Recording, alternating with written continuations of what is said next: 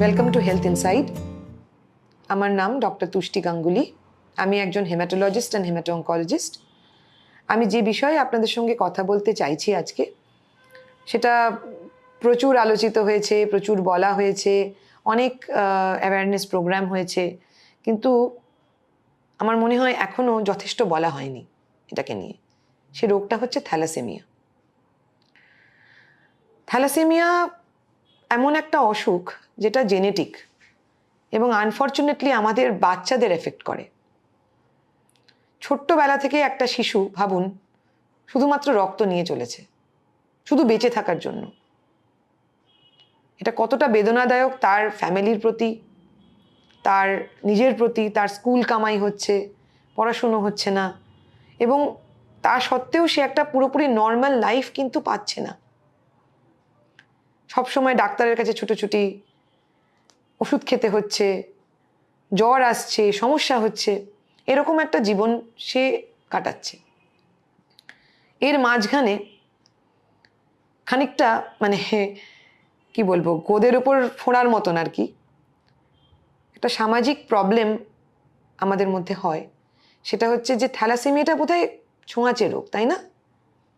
Thalassaemia রুগীর পাশে বসলে থ্যালাসেমিয়া হয়ে যাবে, থ্যালাসেমিয়া রুগীর সঙ্গে কথা বললে থ্যালাসেমিয়া হয়ে যাবে, এই ধারণাটা কিন্তু এখনো কোথাও কোথাও রয়েছে। শিক্ষিত সমাজেও অনেক সময় আমরা এই প্রশ্নের সম্মুখীন হই, আচ্ছা ওর পাশের বাড়িতে থ্যালাসেমিয়া হয়েছে, ওখানে যাওয়া যাবে কি? ওদের বাড়িতে খাওয়া যাবে কি? ভুলে যাবেন না, এটা একটা জেনেটিক অসুখ, অর্থাৎ এটা ওর রক্তে রয়েছে। আপনার রক্তে তো নেই, তো যার রক্তে নেই সেটা রক্তের মাধ্যমে আসবে কি করে? আপনি পাশে বসলেই কি থ্যালাসেমিয়া হয়ে যায়? কখনোই হতে পারে না। থ্যালাসেমিয়া রুগীদের যে এই যে স্কুলে তারা যাচ্ছেন, তারা আর পাঁচটার পেশেন্টের মতোই, তাদের বুদ্ধি শুদ্ধি সেম, তারা একই রকমভাবে কাজ করতে পারেন, তবুও এখনো পর্যন্ত থ্যালাসেমিয়া পেশেন্টরা একটা বৈষম্যের শিকার হচ্ছেন। প্রথম কথা, আমাদের মন থেকে এই জায়গাটা দূর করতে হবে যে সে আর পাঁচটা শিশুর মতো একটা শিশু, তাকেও খেলতে দেওয়া উচিত, তাকেও পড়াশুনো করার পূর্ণ সুযোগ দেওয়া উচিত, তাকে তার ক্যারিয়ার পারসিউ করার সম্পূর্ণ সহযোগিতা করা উচিত।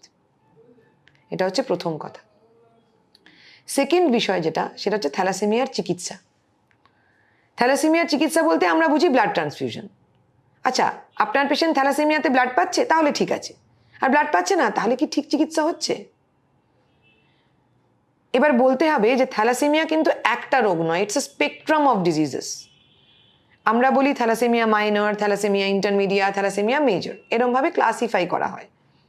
তো একটা পেশেন্ট থ্যালাসেমিয়া মাইনর থেকে শুরু করে থ্যালাসেমিয়া মেজর যে কোনো একটা রেঞ্জের মধ্যেই পড়তে পারে।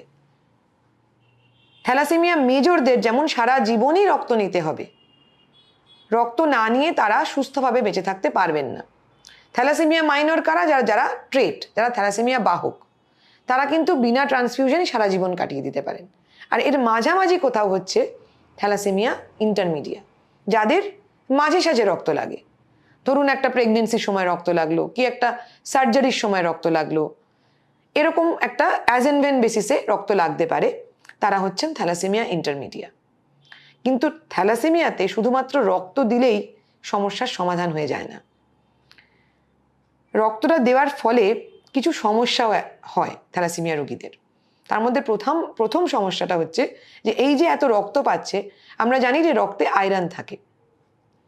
এই আয়রনটা থ্যালাসেমিয়া রোগীদের শরীরে আস্তে আস্তে আস্তে আস্তে জমতে আরম্ভ করে। এবার মানব দেহে হিউম্যান বডিতে এক্সেস আয়রন জমে গেলে সেটাকে বের করার কোনো রাস্তা অ্যাকচুয়ালি তৈরি হয়নি, নেই, সায়েন্টিফিক্যালি নেই, আমরা বার করতে পারবো না। তো তাহলে যতবার আমি ব্লাড দিচ্ছি, এ তো আয়রন খাচ্ছে না যে এক্সেস আয়রনটা পায়খানা দিয়ে বেরিয়ে গেল, তা তো হচ্ছে না। আমরা ডাইরেক্টলি তার শিরার মধ্যে, রক্তের মধ্যে আয়রনটাকে ব্লাডের মাধ্যমে দিয়ে দিচ্ছি, সুতরাং সেটাকে বার করবার কোনো উপায় নেই। এবারে এই আয়রনটা অতিরিক্ত যখন জমতে আরম্ভ করে, দ্যাট আয়রন বিকামস টক্সিক, এটা বিষের মতো কাজ করে। সেই আয়রনটা পেশেন্টের লিভারে জমতে আরম্ভ করে, পেশেন্টের হার্টে জমতে আরম্ভ করে, বিভিন্ন গ্ল্যান্ডসে জমতে আরম্ভ করে। তার ফলে যেটা হয়, অ্যাট দি এজ অফ 20, যারা রেগুলারলি থ্যালাসেমিক পেশেন্টরা যারা ব্লাড পান, তাদের শরীরে এতটা আয়রন জমে যায় যে তাদের আস্তে আস্তে হার্টটা ফেল করতে আরম্ভ করে, লিভারের গন্ডগোল দেখা দেয়, এবং বিভিন্ন গ্ল্যান্ড বা গ্রন্থি যেখান থেকে হরমোন বেরোয় সেগুলোর মধ্যেও আয়রন জমার কারণে সেইগুলোও কাজ করা বন্ধ করতে থাকে। যেমন ধরুন থাইরয়েড, যেমন ধরুন যেটা আমাদের আইলেটস অফ ল্যাঙ্গারহ্যান্স বলি, যেটা প্যানক্রিয়াসে থাকে, যেখানে ইনসুলিন তৈরি হয়। এরা ডায়াবেটিক হয়ে যেতে পারেন খুব অল্প বয়সে, এদের থাইরয়েডের সমস্যা হতে পারে। আমাদের যে মেল অ্যান্ড ফিমেল হরমোন যেগুলো ওভারি বা টেস্টিস থেকে বেরোয়, সেই হরমোনাল এফেক্টটাও হয়ে যায়। তার জন্য দেখবেন থ্যালাসেমিয়া পেশেন্টদের যে ছেলেদের যে পুরুষ সুলভ যে চেঞ্জেস, যেমন ধরুন গলা বড় ভেঙে মোটা গলা হওয়া, বা ফেশিয়াল হেয়ার যেটাকে আমরা বলি, যে গোঁফ দাড়ি গজানো, লম্বা হয়ে যাওয়া, সেগুলো হয় না। একটা 25 বছরের থ্যালাসেমিক পেশেন্টকে দেখলে মনে হয় তার জন্য 13 বছর বয়স, কারণ তার গ্রোথটা আটকে গেছে। বয়স সন্ধিজনিত যে গ্রোথ সেটা হলো না, মেয়েদের যে শারীরিক ডেভেলপমেন্টগুলো হয় সেগুলো সমস্ত আটকে যায়। তার ফলে অনেক থ্যালাসেমিক পেশেন্টদের কোনোদিন পিরিয়ডই হয় না। তো এই সমস্যাগুলো কিন্তু কারেক্টেবল। এরকম নয় যে থ্যালাসেমিয়া পেশেন্টদের শুধুমাত্র ব্লাড দিলাম আমার কাজ শেষ। আমাকে সাইড বাই সাইড দেখতে হবে যে তার শরীরে আয়রন কতটা জমলো, সেই আয়রনটাকে আমি বার করার জন্য কি ব্যবস্থা নিতে পেরেছি, সেই ব্যবস্থা নেওয়ার পরেও আয়রন কতটা কমেছে বা সেই কমাটা অ্যাডিকুয়েটলি কমেছে কিনা, যতটা কমা দরকার ততটা কমেছে কিনা, এবং তার সাথে সাথে হরমোনাল চেঞ্জেস ওর শরীরে আসছে কি আসছে না, ওর কোনো হরমোনাল অভাব হচ্ছে কিনা, সেইগুলো কিন্তু আমাদের লক্ষ্য রাখা দরকার। এছাড়া যেটা দেখা দরকার সেটা হচ্ছে বোন হেলথ। যেহেতু থ্যালাসেমিয়া পেশেন্টদের বোন ম্যারোটা খুব বেশি অ্যাক্টিভ, এদের বোনসগুলো উইক হয়ে যায়। তো খুব অল্প বয়সেই এদের অস্টিওপোরোসিস অর্থাৎ হাড়গুলো দুর্বল হয়ে যাওয়ার প্রবণতা থেকে যায়, ইভেন ফ্র্যাকচারসও হয়ে যেতে পারে। তো সেই জন্য হাড়ের স্বাস্থ্য বা বোন হেলথ কিন্তু একটা important part of treatment of thalassaemia. এই হোলিস্টিক থ্যালাসেমিয়া ট্রিটমেন্ট করার জন্য থ্যালাসেমিয়া কেয়ার সেন্টার্সে যাওয়া দরকার, যার হেডে কোনো হেমাটোলজিস্ট অবশ্যই থাকবেন। তাছাড়া শুধুমাত্র ব্লাড দিয়ে আপনি আপনার থ্যালাসেমিয়া আক্রান্ত বাচ্চাটাকে সুস্থ রাখতে কোনোদিনই পারবেন না। সেটা শুধুমাত্র অ্যানিমিয়াটাই কারেক্টেড হবে, বাকি কাজটা কিন্তু হলো না। সেটা না করলে আপনার বাচ্চা একটা সুস্থ জীবনযাপন করতে পারবে না। লাস্টলি, থ্যালাসেমিয়া পেশেন্টদের ট্রান্সফিউশন একটা বিশাল ইস্যু। ট্রান্সফিউশন করার ফলে কিছু কিছু কমপ্লিকেশনস হয়, যেমন ধরুন অ্যালো ইমিউনাইজেশন হতে পারে, রক্ত ভেঙে যেতে পারে, এই সমস্যাগুলোও কিন্তু আসে। সেই সমস্যাগুলোরও মোকাবেলা করার জন্য আপনাকে একজন হেমাটোলজিস্টের কাছে আসতে হবে। তো অতএব থ্যালাসেমিয়া হলে আপনাদের বাড়িতে কারুর বা আপনাদের পাড়ায় কারুর যদি সত্যি থ্যালাসেমিয়া আক্রান্ত বাচ্চা থাকে, শুধুমাত্র রক্ত দিয়ে থেমে থাকবেন না, প্লিজ এগিয়ে আসুন, তাদের সমস্ত ট্রিটমেন্টটাকে কমপ্লিটলি একটা কম্প্রিহেন্সিভ ট্রিটমেন্ট করাবার চেষ্টা করুন। কারণ এরা কিন্তু মানসিকভাবে ভীষণ স্ট্রং হয়। তারা আর 5টা বাচ্চার মতোই, কেউ ডাক্তার কেউ ইঞ্জিনিয়ারও হতে পারে। শুধুমাত্র থ্যালাসেমিয়া হয়েছে বলে তাদের পেছনে ফেলে রাখবেন না, এটা আমাদের সকলের আপনাদের কাছে খুব কি বলবো আবেদন বলতে পারেন।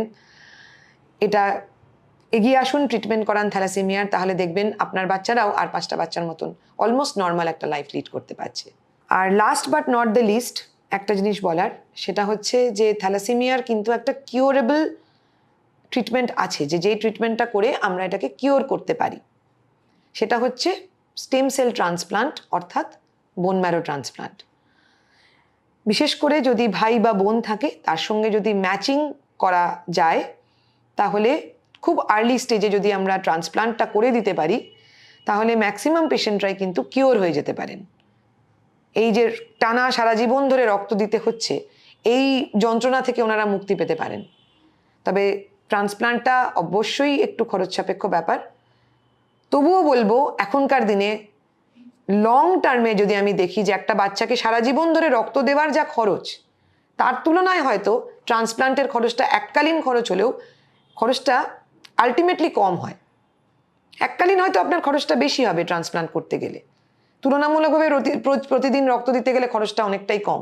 কিন্তু যদি হিসেব করি যে একটা পেশেন্ট 20 বছর ধরে মাসে মাসে রক্ত নিচ্ছে, তার সাথে ওষুধপত্র ডাক্তার সব কিছু মিলিয়ে খরচটা হয়তো একটা ট্রান্সপ্লান্টের চেয়ে অনেক বেশিই হয়।